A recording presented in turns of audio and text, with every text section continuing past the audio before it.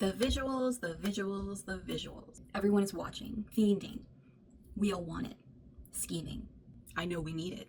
Drug lord. But do you really want this like it wants you? You are the visual, baby.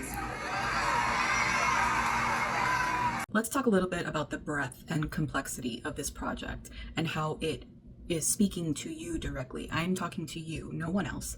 Just you. There has been speculation from one end of the hive to the other, from alien abduction to vampires, to even some people talking about the apocalypse and how the horses are a sign of the end times. And I think that we all need to slow down. Have you ever picked up a puzzle, like a complicated puzzle, 1,000 pieces or more, and you bring it home, you upend that box on your dining room table, and all these pieces tumble out, and they're in every which direction, some facing up, some facing down. So you start the very tedious task of turning over pieces, and you might come across some that are still together. So that's a big score. You put that to the side. So you start with the edge pieces, and you know that it's an edge piece because it's very clearly an edge piece. So you do the border of the puzzle. And then maybe somebody in your family comes over and they kind of stare at it for a second and fit a piece very easily. And you're like, okay, cool, thanks, that's annoying. And you get frustrated. But then you tell yourself, okay, that's just, they're looking at it from a different perspective. So I'm not too upset about it, but you continue on working on the puzzle. Maybe you get so frustrated that you end up getting up and walking away from it for a day, a week, a month. Maybe you walk away from this puzzle entirely. The visuals for Act 1, 2, and 3 feel like this to me. We all know that Beyonce is a storyteller, and when the first album dropped, we were all very excited for this new story that she was going to tell us. What could it be? We needed it. Think about the world and everything we were going through at that time. When Renaissance dropped, we were so excited, like, oh God, yes, thank you, a relief from all of this like horrendous news and drama and fear and everything that was keeping us inside. We were invested in that immediately, but there were no visuals aside from a flash of an idea here or a clip of something there. And then she released Act 2, and we were confused. There's more pieces coming out of the box, and some of them made sense and some of them didn't, and we started speculating. No, too confusing. Let's do the border, okay? So let's do the easy pieces first. Themes of rainbow support, self-love, reclamation, being true to oneself, creation, and recreation of representation. We see the framework of the project.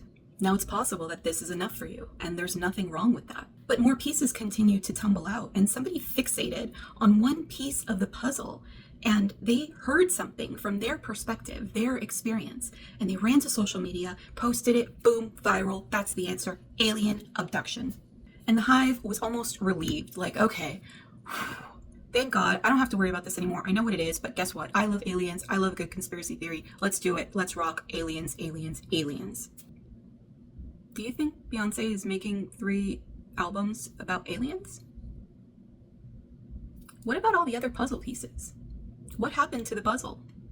You're just gonna leave it on the table, walk away, never return?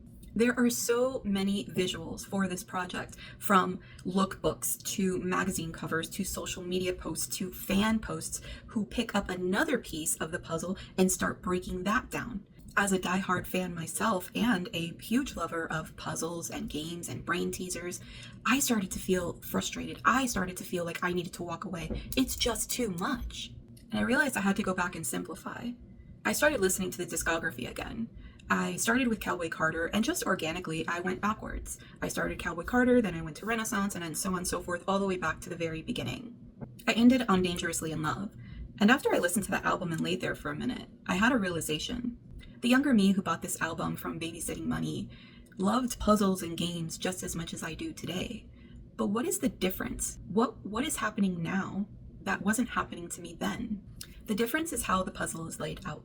Before, you would buy an album and you would listen to it, and sometimes you would even have to take the time and write down the lyrics as you heard them, rewinding, fast forwarding, seeing, maybe I didn't hear this right, let me see if somebody else can correlate. Do you hear the same thing I'm hearing? And that's just to get the lyrics. Now, if you wanted to know what something meant, a phrase, a word, a name, you had to go research that thing. You had to search for that information.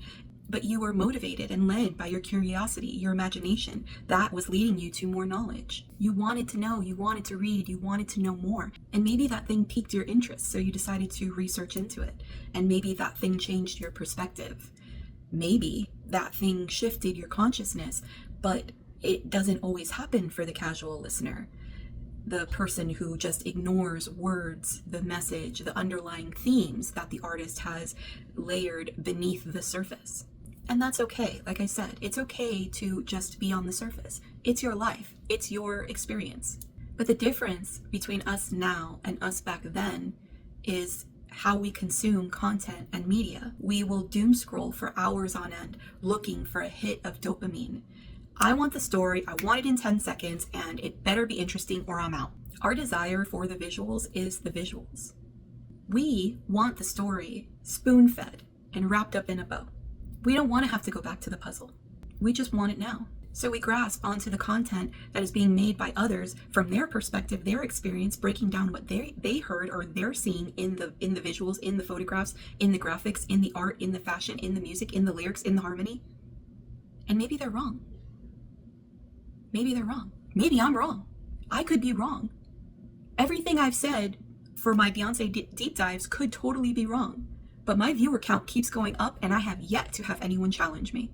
It is becoming evident that Beyonce has crafted a metaverse wrapped in stories, layered with intentional propaganda, coated with fashion that has been infused with its own stories and history, and then served to us, the viewer.